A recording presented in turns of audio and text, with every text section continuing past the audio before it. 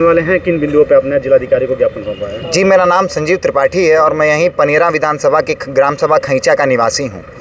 आप जब देखेंगे महाराजगंज को तो आपको लगेगा कि यहाँ पर गुणवत्तापूर्ण और सस्ती सुलभ शिक्षा और सर्वसुलभ शिक्षा गांव-गांव तक जाती है, ऐसी शिक्षा की थोड़ी कमी नज़र आती है। वर्तमान में जो केंद्र और राज्य में सरकार बैठी हुई है वो जन संभावनाओं की आकांक्षाओं की पूर्ति करने वाली सरकार है। वो सरकार निश्चित रूप से उन तमाम आकांक्षाओं को पूर्ण कर रही है, जन भावनाओं को पूर्ण कर रही है। ऐसे में हमने एक स्लोगन दिया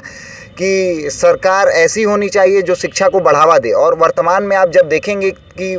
अभी वर्तमान की केंद्र और प्रदेश की सरकार शिक्षा को बढ़ावा देने वाली सरकार है और इसलिए महाराजगंज को एक केंद्रीय विद्यालय की दरकार है। और जब हम कहते हैं कि महाराजगंज में केंद्रीय विद्यालय क्यों बनना चाहिए, तो महाराजगंज में केंद्रीय विद्यालय इसलिए बनना चाहिए क्योंकि महाराजगंज जनपद आर्थिक रूप से और सामाजिक रूप से थोड़ा पिछड़ा हुआ है और ऐसे पिछड़े समाज में कहीं ना कहीं शिक्षा की लौ जलाने के लिए केंद्रीय विद्यालय की आवश्यकता है। हम कहते हैं कि जननी जन्मभूमिश्च स्वर्गदापि गरीयसी, यानी जन्म देने वाली जो भूमि है वो स्वर्ग से भी श्रेयस्कर है। आज महाराजगंज की बात करें तो महाराजगंज मेरी जन्मभूमि है, मेरी कर्मभूमि है और महाराजगंज में जो भी कमियां हैं उसको दूर करने का कार्य केवल हमारा नहीं है, हम सब का कार्य है। ये महाराजगंज के जन जन का कार्य है और इसीलिए आज महाराजगंज का एक युवा समूह इकट्ठा हुआ, एकत्रित हुआ है और एक चिंतन के साथ, एक शिक्षा की चिंतन के साथ और एक